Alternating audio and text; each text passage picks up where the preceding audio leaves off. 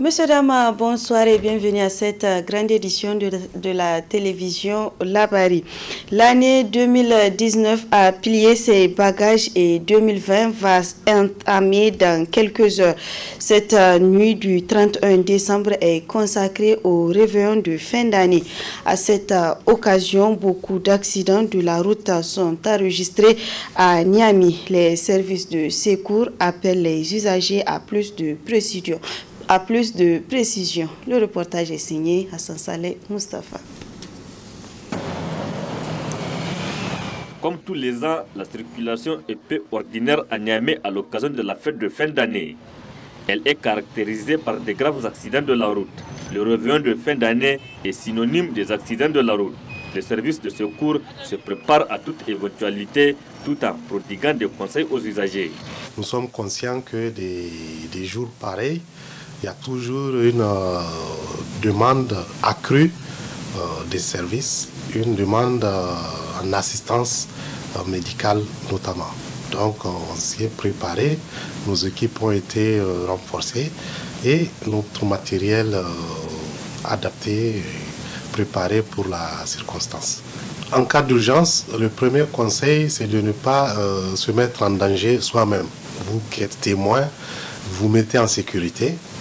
Vous évitez de provoquer un suraccident et en ce moment, vous appelez les secours, vous faites appeler les secours tout en approchant la victime pour apporter les premiers gestes de secours, par exemple arrêter un saignement, par exemple mettre sur le côté quelqu'un de complètement inconscient, des gestes de ce genre qui peuvent sauver la victime. Également, s'assurer de la qualité de l'alerte. Nos services seront beaucoup sollicités, donc nous préférons être appelés pour des situations complètement, pour des situations qui l'exigent vraiment. Nous sommes prêts, c'est vrai, à gérer toutes les situations, à traiter tous les appels. Le service d'aide médicale d'urgence SAMU demande aussi à la population à plus de vigilance. Notre numéro c'est le 15, 1-5. Le SAMU répond au 15, les sapeurs-pompiers au 18 et police secours au numéro 83 deux fois. 83. Surtout, ce que nous, l'appel qu'on a plutôt à lancer à tout le monde, c'est d'abord la prudence. Vraiment, il vaut mieux prévenir que guérir. Et c'est vrai que la médecine a fait de grands progrès, c'est vrai que les secours se sont améliorés, mais il vaut mieux éviter certaines situations, puisqu'il y a beaucoup de situations irréversibles. Malheureusement, il y a des situations dans lesquelles on ne s'en sort pas, ou bien on s'en sort avec des lourds handicaps, et nous allons répondre au mieux aux différentes sollicitations, en sachant que nous faisons tout ça là en collaboration étroite avec les services de secours que je viens de vous citer et avec lesquels on se retrouve souvent obligés d'être tous en même temps sur une seule intervention puisque l'état de la victime ou les circonstances de l'accident l'exigent. À l'occasion du réveillon du 31 décembre, les services de secours profitent pour appeler les usagers à plus de prudence dans la circulation. Une prudence qui passe nécessairement par le respect du code de la route.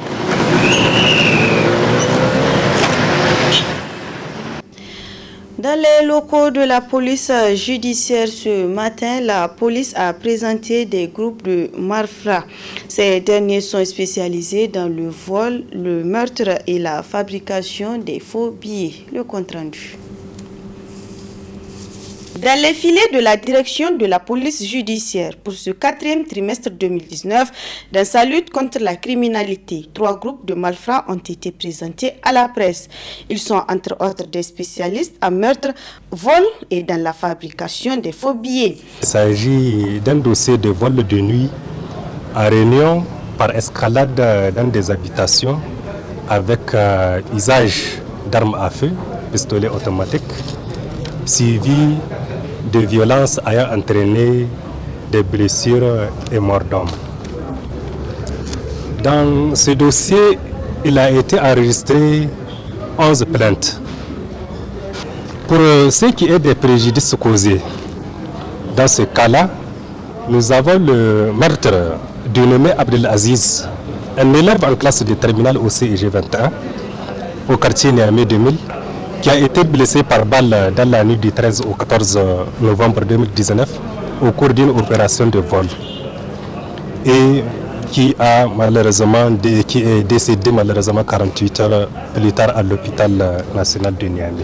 En ce qui concerne les préjudices matériels, il y a un véhicule avancé qui a été volé, une somme en numéraire estimée à plus de 3 millions de francs CFA, des bijoux en or, en plaqué et des téléphones portables. L'assassinat du nommé Ibrahim, un revendeur ambulant, lui aussi domicilié au quartier Cité Député, qui a été assommé dans son sommeil, la tête fracassée, à l'aide d'une brique. Et l'acte s'est produit dans son domicile dans la nuit du 21 au 22 octobre 2019. Il y a l'assassinat aussi de la nommée Fadima, une gérante d'auberge domiciliée au quartier Bobiel. La victime a été assassinée dans son domicile le 22 octobre 2019 par son gardien, le nommé Lonkondé, pour lui voler une somme d'environ 3 millions de francs CFA. C'est un Burkinabé. Il a été appréhendé dans son village, au Burkina Faso. Le dernier cas d'assassinat, c'est celui de nommé Ismaël, un élève en classe de primaire au CS Banefondou. Lui aussi domicilié au quartier Niamey 2000. L'assassinat a été perpétré au quartier Kobantafa dans la nuit du 16 au 17 novembre 2019. Le meurtrier a été également arrêté. Le dernier cas, c'est le dossier des faux billets. Là, ce sont 3 réseaux de faussaires qui ont été démantelés avec une saisie globale de 1504 faux billets en coupure de 10 000 francs CFA, soit 15 504 000 francs CFA. Et 91 faux billets en coupure de $100 US. Enfin, le commissaire et porte-parole de la police nationale a lancé un vibrant appel à la population à redoubler plus de vigilance sur une possible circulation de quelques coupures de fausse monnaie qui pourraient avoir intégré le circuit. Lancement hier matin à l'arrondissement communal Niamey 2 des travaux d'un atelier de 2 jours des jeunes et représentants des structures locales sur la résilience des communautés à la violence et à l'insécurité organisé par SOS Civisme. C'est un compte rendu de Hamza Sakou et Chebou Guissou. Ce sont des jeunes et représentants des structures locales qui bénéficient de cet atelier de formation organisé par le SOS Civisme sur la vie associative et les techniques de réseautage sur la prévention et la gestion non violente des conflits. Ce présent atelier intervient dans le cadre du projet Agir pour la résilience communautaire à la violence et à l'insécurité par l'amélioration de la responsabilisation sociale, un projet initié par l'ONG SOS Civisme. À travers la présente formation, nous visons à renforcer les capacités des jeunes champions NDI, de responsables de la société civile au niveau local, de responsables des services techniques communaux. Cette formation est organisée en collaboration avec National Democracy Institute.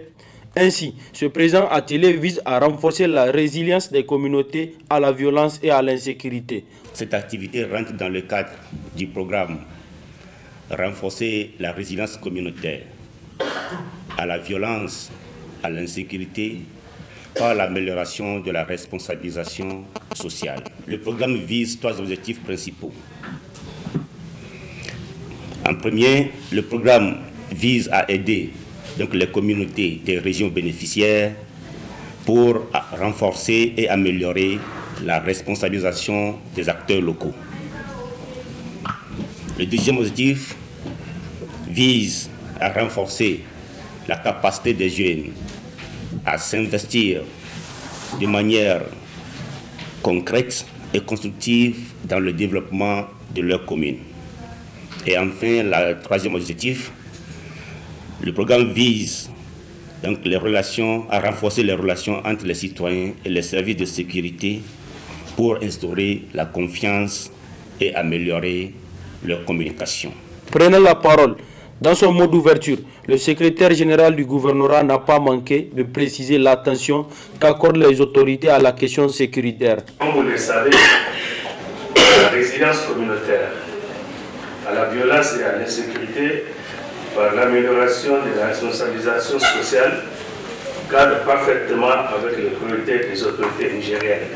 L'axe 4 du plan de développement économique et social PDS 2017-2021 a été consacré à l'amélioration de la gouvernance, paix et sécurité.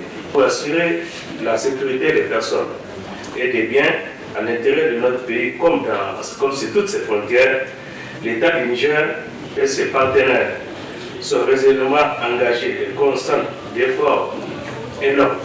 Enfin, le secrétaire général de la délégation spéciale commune 2 de Niamey exhorte les participants à faire preuve d'esprit de responsabilité et de sérénité pour bien assimiler les rudiments de cette formation qui durera 2 jours. Ils sont au nombre de 35 agents, toutes catégories confondues des sociétés de sécurité privée de la place à recevoir ce matin leur parchemin à l'issue d'une formation à l'école de formation professionnelle privée au métier de la sécurité. Cette formation se veut une contribution à l'élan de solidarité nationale dans la lutte contre le terrorisme. Le point avec Adam Soumana et Ibrahim Abdou. Conscient du contexte sécuritaire actuel dans l'espace sahélien, le collectif des sociétés de sécurité privée du Niger a jugé utile d'outiller les différents acteurs concernés en technique opérationnelle, leur permettant de faire face à la nouvelle donne sécuritaire. Ainsi, la présente cérémonie marque la fin de 5 jours de formation à l'attention d'une trentaine de personnes issues des différentes sociétés de sécurité privée. Les modules dispensés pour les dirigeants, connaissance du positionnement de la sécurité privée, environnement réglementaire, gestion des règles de travail, constitution de dossiers d'appel d'offres, nouvelles technologies et typologie de sites. Pour les cadres, administration, premier secours, sécurité incendie, gestion des ressources humaines, communication radio et gestion de litiges et rédaction de rapports. Pour les agents, la troisième catégorie, sécurité prévention, code de conduite, premier secours, sécurité incendie, communication radio, self-défense et utilisation de tonfa. Nos entreprises qui souffrent de nombreuses difficultés, connues de tous, ont besoin aujourd'hui de plus que jamais le soutien de l'État. Les services de défense et de sécurité dont dispose l'État ont besoin de notre appui. Et c'est pour ça que nous avons aussi besoin de l'encadrement de l'État, de l'appui de l'État pour que notre personnel soit à la hauteur de sa mission, des tâches qui lui sont confiées. Venu rehausser de sa présence cette cérémonie, l'inspecteur général de la police en charge de la sécurité publique a loué la contribution des sociétés de sécurité privée tout en les rassurant du soutien sans faille de son corps. Je voudrais souligner que toutes les FDS reconnaissent le rôle important qu'apportent ou qu'apporteront encore les sociétés de sécurité privée dans le contexte que vous connaissez. Ce rôle, j'en suis sûr, s'accroîtra de jour en jour au vu de l'ampleur que prend le phénomène du terrorisme dans les pays de la sous-région. Et soyez assurés que la direction générale sera à vos côtés. C'est un départ, un nouveau départ. Nous nous inscrivons dans cette logique d'accompagnement, de soutien, de mutualisation des efforts et des moyens pour pouvoir faire face à la situation. Parce que la situation elle embarque tout le monde, donc tout le monde doit faire face à cette situation-là. S'en est suivi la remise des attestations de fin de formation aux différents récipiendaires. Ainsi, cette formation, qui se veut la première du genre, se poursuivra dans les semaines, voire jours à venir, à l'attention des agents des autres sociétés de sécurité privée dans la prestigieuse école de formation professionnelle privée au métier de la sécurité et FOPRIMES. Cérémonie ce matin de réception d'un bloc de 3 classes à l'école Tilbi, c'est dans la commune rurale de Liboré. C'est un don de l'association d'appui pour les services humanitaires. Compte rendu Nafisa Zakou Sadou Dumi.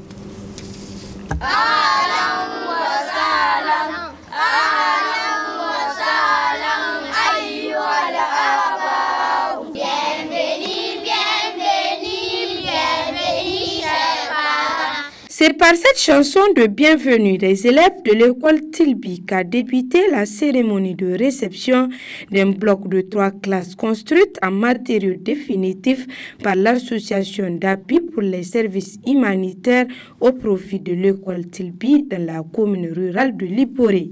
Ce geste, le NM du JAR, rentre dans le cadre de l'engagement pris par le coordonnateur de l'association d'appui pour les services humanitaires de contribuer à mettre fin aux classes payotes dans la capitale. L'association de services humanitaires est une association qui a eu son arrêté en 2014. Et depuis lors, elle n'a cessé d'intervenir sur 5 volets, à savoir l'hydraulique, la santé, l'éducation, l'humanitaire et le secours. Le menu qui nous réunit aujourd'hui s'inscrit dans le cadre de l'éducation. Depuis sa création jusqu'à aujourd'hui, l'association est en train d'épauler le gouvernement dans sa politique, d'en finir avec les payotes dans nos écoles. Je me souviens très bien, l'année passée, j'avais pris un engagement pour épauler le gouvernement.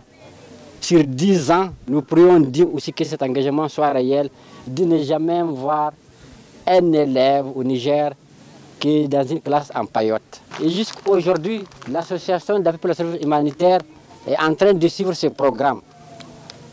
Je ne peux pas pour le moment vous dire le nombre de classes. Cette initiative de l'association d'appui pour les services humanitaires est vivement saluée par le maire de la commune rurale de Liboré, la directrice de l'école Tilbi ainsi que l'inspectrice de l'enseignement primaire. La cérémonie qui nous réunit ce matin est d'une importance capitale. Premièrement, elle nous permet d'accueillir des hôtes de marque qui ont volontairement décidé de nous appuyer en infrastructure scolaire. Deuxièmement, elle nous permet d'attirer l'attention de notre chère population.